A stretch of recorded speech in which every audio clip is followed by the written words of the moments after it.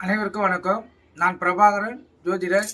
இப்போ என்ன சொல்ல போறேன்னா, இந்த 30 வயதுக்கு மேல் திருமணம் ஆகக்கூடிய ஒரு அமைப்பு சொல்கிறேன், கருத்தில் கொள்ளுங்க. மேச லக்கணத்தில் பிறந்தவங்க, இது ஆணாக இருந்தாலும் பெண்ணாக இருந்தாலும் கருத்தில் கொள்ளுங்க.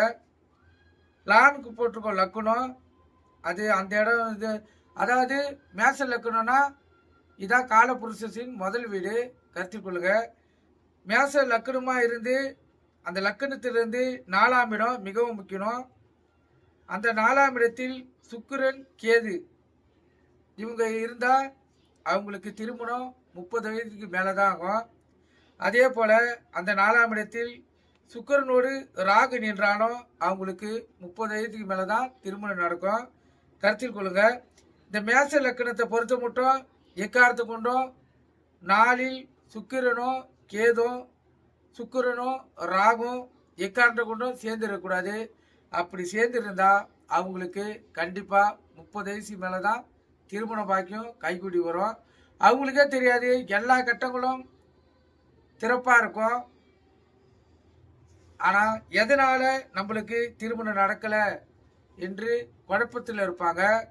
4ஆம் இடத்தில் சுக்கிரன் கேது, சுக்கிரன் ராகு. சுக்கிரனோட கேதும் ராகும் ஏதாவது ஒன்று இணைஞ்சு நின்றுச்சுன்னா அவங்களுக்கு 30 வயதுக்கு மேலே தான் திருமணம் நடக்கும். இது முன்னோர்கள் ஆராய்ச்சி பண்ணி எழுதி வச்சுருக்காங்க. எந்த அளவுக்கு உண்மைன்னு இந்த மேச லக்கணத்தில் பிறந்தவங்க பார்த்தீங்கன்னா உங்களுக்கு தெரியும். நீங்கள் கருத்தில் கொண்டு பயன்பெறுங்க. நன்றி, வணக்கம். என்னை பொறுத்த மட்டும் நான் எனக்கு தெரிஞ்ச கருத்துக்களையும் என் முன்னோர்கள் அளித்த கருத்துக்களையும் நூலில் இருக்கும் சிறந்த கருத்துக்களையும் எடுத்து தான் சொல்கிறேன். ஏன்னா வாழ்க்கையில் ஒரு மாற்றத்துக்கும் நம்மளுடைய ஜாதக கட்டத்தில் அடிப்படையிலேயே நடக்குது, கருத்தில் கொள்ளுங்க. அதே போல் இந்த 7.5 சனிலாம் வந்துடுச்சுன்னா கண்டிப்பாக அந்த 7.5 சனி நம்ம பூர்வ புண்ணிய கர்மாவின் அடிப்படையில் நம்மளை பாதிக்கும், கருத்தில் கொள்ளுங்க. 7.5 சனியில் முதல்ல வரது 2 வரும் விரய சனி, அது சுபவிரயமாக கூட மாறிடும், கருத்தில் கொள்ளுங்க. ஆனால் 2ஆவதாக வர 2 வரும் அது நம்ம பூர்வ புண்ணிய கர்மாவின் அடிப்படையில் நடக்கக்கூடிய சனி, கருத்தில் கொள்ளுங்க. அதிலெல்லாம் ஏகப்பட்ட பிரச்சனைகள் சந்திக்க வேண்டிய சூழ்நிலை வரும்.